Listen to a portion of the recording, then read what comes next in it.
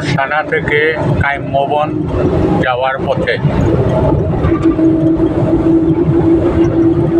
সেই রাজারানীর আর কৃষ্ণের কৈশোরের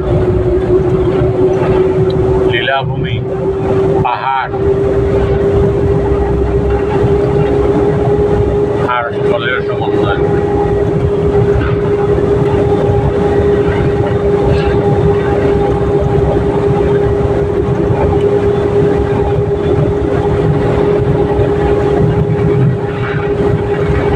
আমি মাত্র 1 বছর আগে একবার এসেছিলাম, তখনও মনে হয়নি।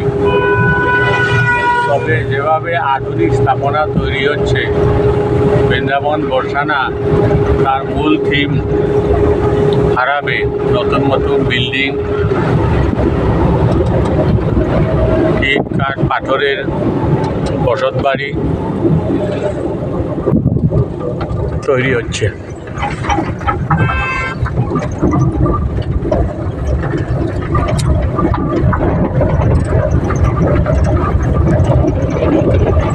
হয়তো আগামী 10 বছর পর দেখা যাবে আমাদের ধর্মীয় যে বিশ্লেষণ, প্রকৃতি তার রূপ হারাবে। মানুষ বর্ষানাকে ভাববে, কিন্তু প্রকৃতি পরিবর্তন হয়ে যাওয়ার সম্ভাবনা।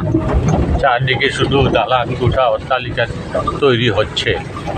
আর যে বনায়ন, যে বন কিশোরী রাধা, কিশোর কৃষ্ণ লীলা করেছেন, সেই বন পাহাড় কেটে কেটে পাথর তুলে নিয়ে যাচ্ছে।